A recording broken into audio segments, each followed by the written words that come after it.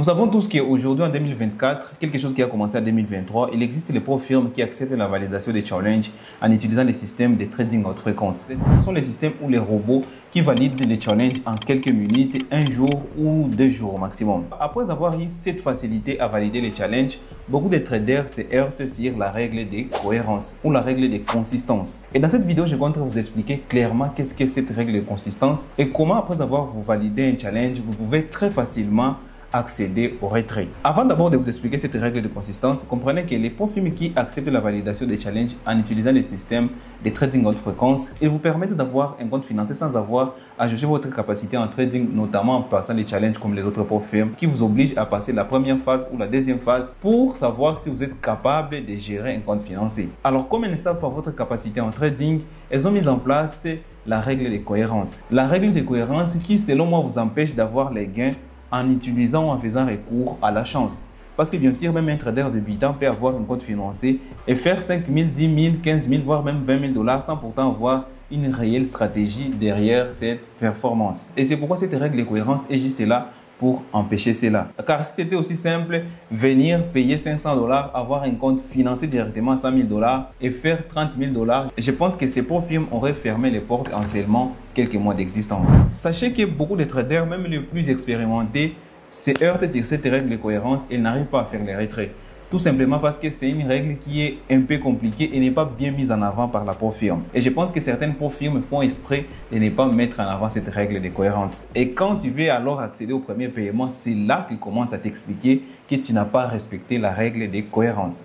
Alors, c'est quoi la règle de cohérence? Alors, pour que vous compreniez très bien cette règle de cohérence, je vais vous montrer, laisse-moi d'abord actualiser, ici sur mon compte Nova Funding, et je vais vous expliquer tout ça en détail. La partie qui va nous intéresser ici, c'est là où c'est marqué nombre de trades. C'est en anglais, mais vous allez comprendre que les numéros 23, c'est tout juste le nombre de trades. Ce sont les trades que j'ai exécutés pendant cette période. Et pour information, je vais bientôt accéder au premier paiement. Et c'est que vous devez savoir que cette règle de cohérence existe seulement pendant les premiers et les deuxièmes mois. Après le premier paiement, la pro firme va considérer que le compte a déjà 1 mois. Après le deuxième paiement, la pro firme va considérer que le compte a déjà 2 mois. Et après ça, cette règle de cohérence va directement disparaître. Alors, le nombre de trades 23. Et la deuxième partie qui va nous intéresser ici, c'est sur les tableaux ou les statistiques de tous les trades que j'ai exécutés. Et la partie qui va m'intéresser, c'est la partie volume. Alors, là où c'est écrit volume, ce sont tout juste les lots que j'ai utilisés pour lancer les trades. Alors, en parlant de lots, c'est la taille des positions. La taille des positions que j'ai exécutées, il y a les trades où j'ai tradé avec un lot de 5, un lot de D,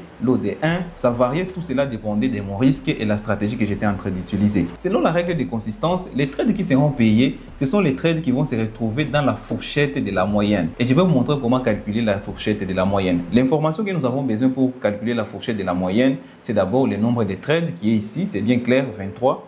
Et puis les volumes. Pour avoir total de volumes ou des lots que j'ai exécutés, je dois additionner tous les lots de tous les trades que j'ai exécutés pendant cette période, du début jusqu'au jour où je vais procéder au paiement. En calculant ici, c'est très simple. Il suffit seulement d'additionner 5 plus 2 plus 5 plus 5 plus 1 plus 1. Vous savez déjà, je pense que vous avez compris. Alors, je vais ouvrir la machine ici. Après avoir additionné, j'ai trouvé un montant qui est de 48. J'ai obtenu ce montant en additionnant les lots de tous les trades que j'ai exécutés. Et alors, je vais prendre ce montant 68. Je vais le diviser par 23.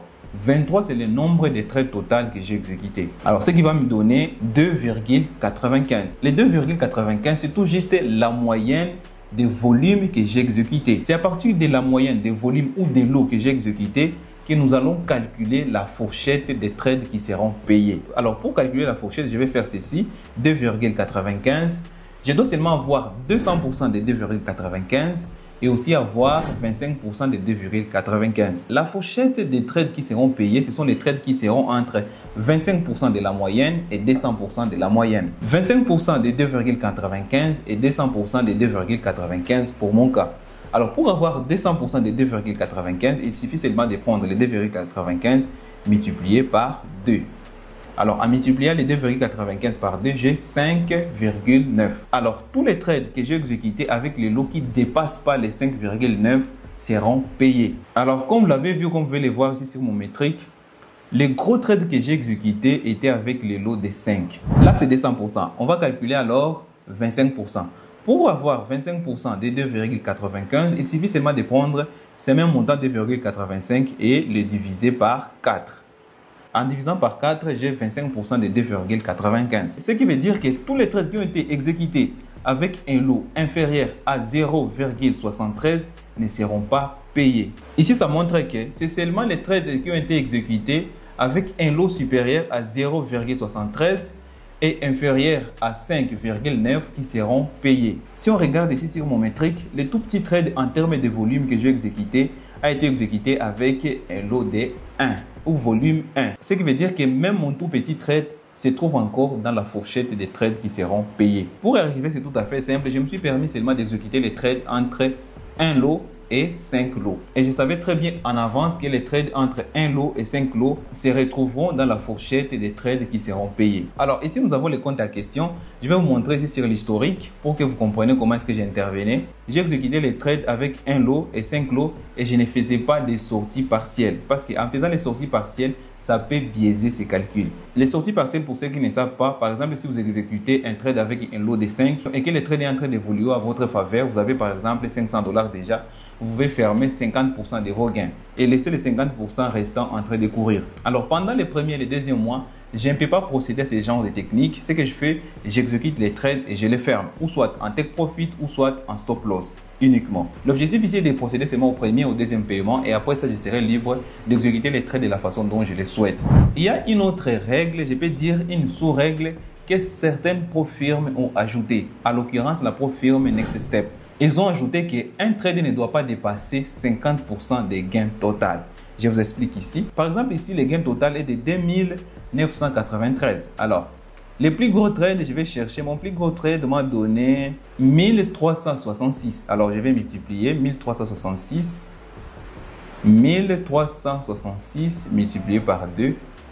Selon cette pro-firme, je suis toujours valide, mais sachez seulement que cette règle ne se trouve pas chez Nova Funding. Je l'ai vu seulement chez Next Step. Un seul trade ne doit pas dépasser 50% des gains total. S'il dépasse 50% des gains total, ce trade ne sera pas payé, ce qui est très compliqué. Ici, comprenez seulement si vous avez fait par exemple $5000 de gains, vous ne devez pas avoir un seul trade qui vous a donné plus de $2500 ou $2500 tout court. Et là, ils vont se focaliser plus sur les trades gagnants que les trades perdants. J'insiste encore une fois de plus, cette sous-règle de 50% des trades n'est pas chez Nova Funding.